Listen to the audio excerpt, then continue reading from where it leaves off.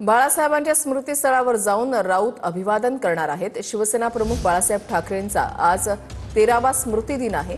संजय राऊत हे काही दिवसांपूर्वी रुग्णालयामध्ये दाखल होते, त्यांना डिस्चार्ज मिळालेला आहे आणि आता ते बाळासाहेब ठाकरे यांच्या स्मृतीस्थळावर जाऊन अभिवादन करणार आहेत। संजय राऊत यांनी सकाळीच ट्विट करत बाळासाहेब ठाकरेंना श्रद्धांजली वाहिलेली आहे।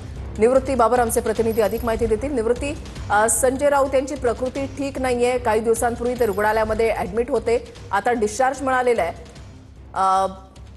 आपण प्रतिक्रिया माध्यमांना देणार नाही जानेवारीपर्यंत, डिसेंबरच्या अखेरपर्यंत असं त्यांनी सुरुवातीला सांगितलेलं होतं। आता रुग्णालयामधून डिस्चार्ज मिळाल्यानंतर आता ते पहिल्यांदाच बाळासाहेब ठाकरे यांच्या स्मृतीस्थळावर येऊन त्यांना अभिवादन करतील।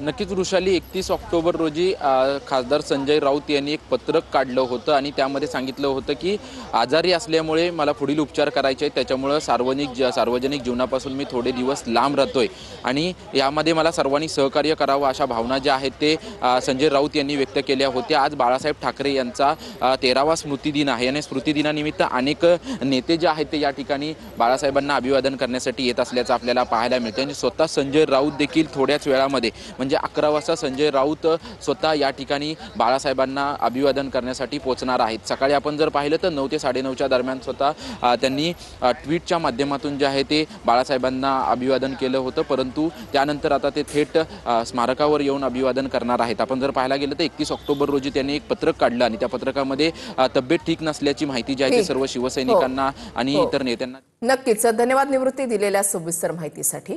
आणि आता पुढच्या बातमीकडे वळूयात। बातमी चंद्रपूरमधून आहे। भद्रावती नगर परिषद निवडणुकीमध्ये भाजपला बंडखोरीचं ग्रहण लागलंय। भाजपचे भद्रावती शहराध्यक्ष सुनील नामोजवारांचा काँग्रेसमध्ये प्रवेश। सुनील नामोजवारांना काँग्रेसकडून नगराध्यक्षपदाची उमेदवारी जाहीर झाली आहे।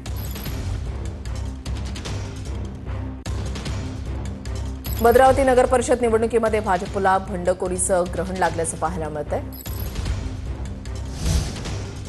मंडपांना थंड करण्याची जबाबदारी नगराध्यक्षपदाच्या उमेदवारांवर असणार आहे। भाजप नेतृत्वाचे नगराध्यक्षपदाच्या उमेदवारांना हे आदेश आहेत। बंडोबांच्या घरी जाऊन मनधरणी करण्याच्या सूचना देण्यात आलेल्या आहेत। जुन्या कार्यकर्त्यांना विश्वासात घेऊनच प्रचार यंत्रणा राबवा अशा सूचना देण्यात आलेल्या आहेत। आमदारांना देखील पक्ष नेतृत्वाकडून या सूचना आहेत।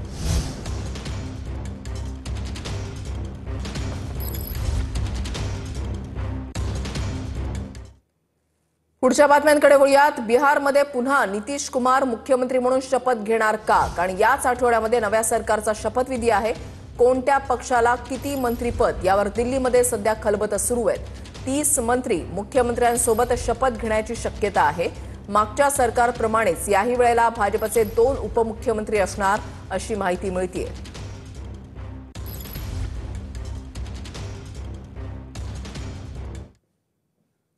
पुढच्या बातमीकडे वळूयात। खारेक अर्जुने इसळक निमळक परिसरामध्ये धुमाकूळ घालणारा बिबट्या पिंजऱ्यामध्ये अडकलेला आहे।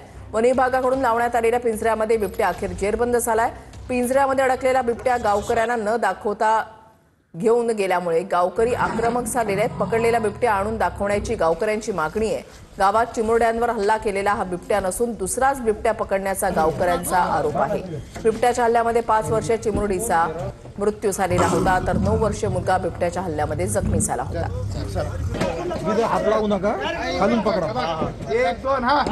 अहिल्यानगरच्या कोपरगावमध्ये सांदेकसारे परिसरात बिबट्यांचा संचार पाहायला मिळालाय। वन विभागाकडून एका बिबट्याला ठार मारण्यात यश आलंय। तालुक्यामधील ग्रामीण भागामध्ये बिबट्यांचा मुक्त संचार सुरूच आहे।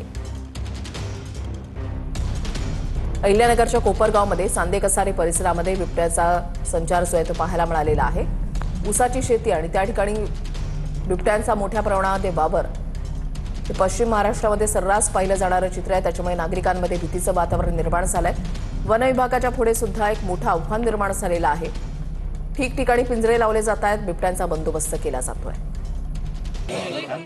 लातूरमध्ये 2 शेतकऱ्यांचा मृत्यू झालाय। पिकावर फवारणी करताना विषबाधा झाली आणि त्याच्यामध्ये या 2 शेतकऱ्यांचा मृत्यू झालेला आहे। अतिशय दुर्दैवी घटना म्हणावी लागेल। लातूरमध्ये 2 शेतकऱ्यांचा मृत्यू झालाय।